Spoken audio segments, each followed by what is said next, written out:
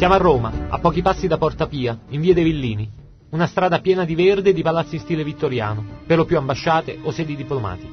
Il Villino al Civico 9 è l'ambasciata somala, o almeno quello che ne resta. È stata chiusa nel 1991, dopo la caduta del governo di Mogadiscio. Da allora in Italia non esiste né un consolato né un'ambasciata ufficiale della Repubblica di Somalia.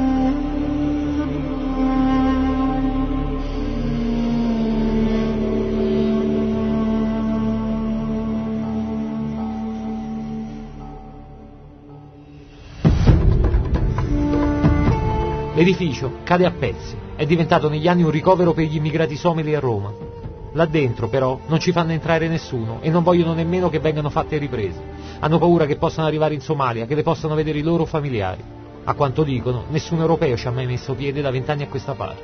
Allora diamo la telecamera ad un ragazzo somalo che dice di saperci fare. Non ti muovi così, capito? Sì. Molto lenti i movimenti. Lento, tutto Sì. lento. Ok. E registra. Lui entra, noi aspettiamo fuori. Quando esce, ecco quello che ci mostra.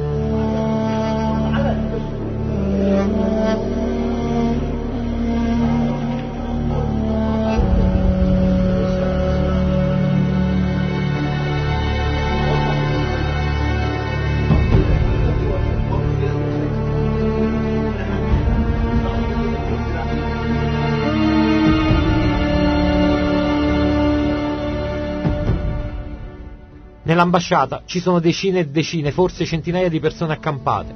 Sono tutti rifugiati politici o comunque titolari di permessi per protezione umanitaria. Non c'è luce, non c'è acqua, non c'è gas.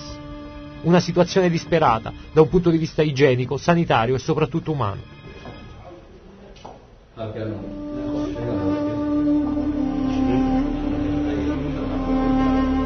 Questa è particolare.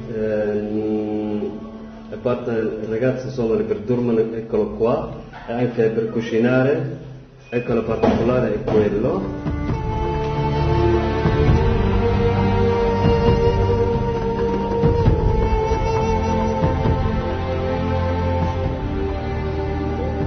Ma wallahi billahi ku jirna wallahi adala.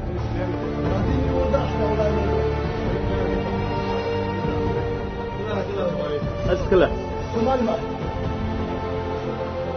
Queste riprese di pochi minuti, tra l'altro, si riferiscono solo a una parte dell'edificio e, a quanto dicono, non è nemmeno quella in condizioni peggiori. Sì, eccolo, la cucina nostra, eccolo qua. Materiale, sembra usare questo. Guarda, e quella non è quella perché, guarda, è quello, mettiamo quello un po' in alcol, eccolo, mettiamo quello prima, guarda. Ecco, mettiamo quella alcol e quella dopo accendiamo. Quando accendiamo è quella, eccolo qua, guarda. Ecco. E dopo cuciniamo, come quello. E dopo mangiamo trattamenti tranquillissimi. Ecco, è lì qua, guarda.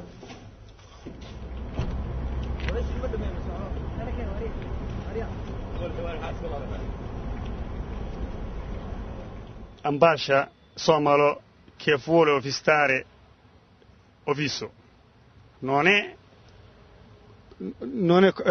elettronico, per la Bremo non è luce, senza luce, ogni casa senza luce, per la Bremo, o senza toiletto, capiti?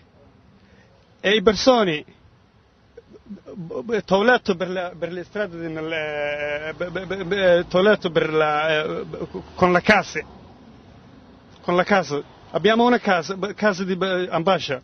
In questo momento noi viviamo nell'ambasciata somala, qui a Roma, senza luce, senza gas, senza acqua, in mezzo ai rifiuti. Nessuno è responsabile di quel posto. Quindi i rifugiati somali, se non riescono a trovare un modo per vivere decentemente in Italia, sono costretti a vivere in mezzo ai propri escrementi.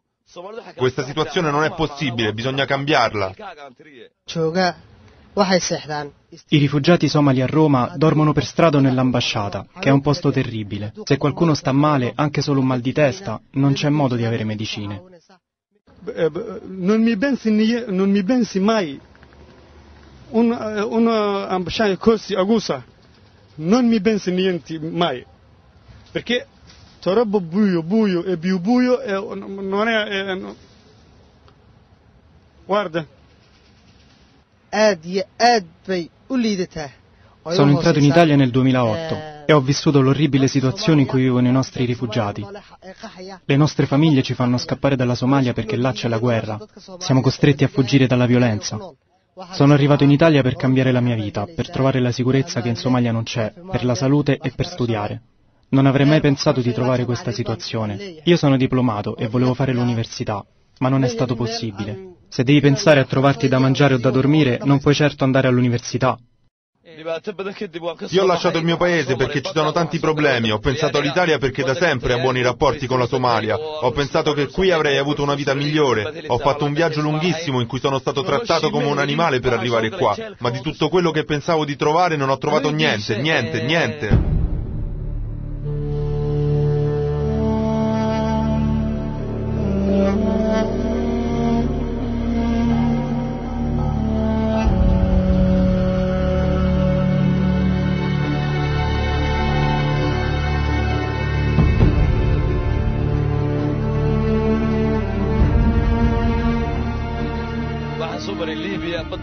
Sono partito dalla Somalia nel 2007 e sono arrivato in Italia nel 2008. Sono passato per l'Etiopia, il Sudan, ho attraversato il Sahara fino in Libia. In Italia ci sono entrato con un barcone. Un viaggio terribile, mi hanno anche arrestato in Sudan, ma sono riuscito a scappare. Dopo mi hanno arrestato anche in Libia. Alla fine però ce l'ho fatta.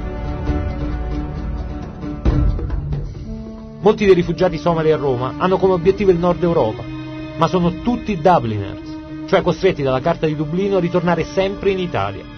Questa convenzione, firmata dai Paesi membri dell'Unione Europea, stabilisce infatti che i migranti possono fare domanda di asilo soltanto nel primo Paese europeo in cui siano entrati. Per spostarsi definitivamente devono ottenere l'autorizzazione del governo italiano, a cui hanno chiesto asilo, ma senza domicilio non possono ottenere nessun permesso. Intrappolati in Italia, insomma.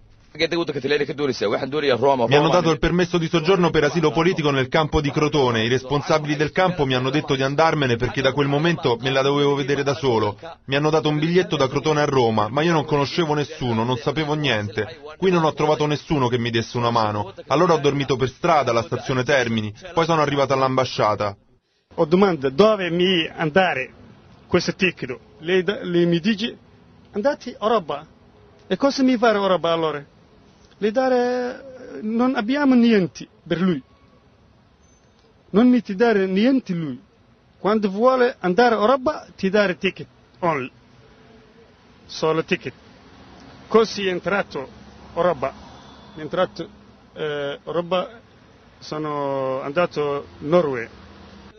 Sono andato in Olanda, lì mi hanno accolto, mi hanno dato una casa, cibo e la possibilità di vivere. Dopo qualche mese la polizia olandese mi ha fermato e mi ha detto che dovevo tornare in Italia, perché le impronte digitali me le avevano prese qui. In questo momento io vivo in Svezia. Lì ho trovato i miei diritti come rifugiato e i miei diritti come essere umano. L'Italia ha un'ottima fama, ma poi vedi che la situazione dei rifugiati è molto peggiore rispetto al resto dell'Europa. In Somalia c'è un detto: è come un uomo grande e grosso, ma con una testa molto piccola. La politica italiana sui rifugiati è totalmente sbagliata, lo dimostra il fatto che io sono in Italia da 2 anni e voi dovete tradurre le mie parole. Un rifugiato dovrebbe imparare l'italiano, dovrebbe imparare come si vive qui, ma le condizioni in cui viviamo non ce lo permettono. Noi siamo rifugiati politici, non siamo mica animali, non possiamo vivere così. Il governo italiano dovrebbe essere responsabile per noi. Il governo italiano dice di prendersi cura di noi, ma non è assolutamente vero. La vita dei rifugiati qui è molto peggiore rispetto alla media europea. Ho provato in tutti i modi di far venire mia figlia qui. Lei sta male, ma non sono riuscito a trovare per lei un permesso per motivi di salute. In nessun modo. Adesso ho deciso di tornare in Somalia, nonostante tutto. Io sto qui e sto male, la mia famiglia sta lì e sta male. Che senso ha tutto questo? Tornerò in Somalia, anche se c'è la guerra. Sono 4 giorni a Roma, ho mangiato 4 tempo, mangio. Senti, io adesso ti ho parlato, adesso io, non è colazione questa sera, questa mattina. Io, questa mattina io non colazione, anche non bevo un bicchiere di tè, io. Capiti? Ieri sera non mi cena, niente. Ho bisogno Gibo, non è Gibo, Gibo, quando io sono bremo di volto, ho trovato la casa, che dopo vuoi cercare di Gibo, vuoi cercare di lavoro, vuoi cercare di frequentare le scuole, vuoi ogni cosa che ti vuoi, la che brema, posso dormire, non ce l'hai, posso dormire buona adesso io, anche brutto non ce l'ho, così sono dormito per le strade, mi dispiace più.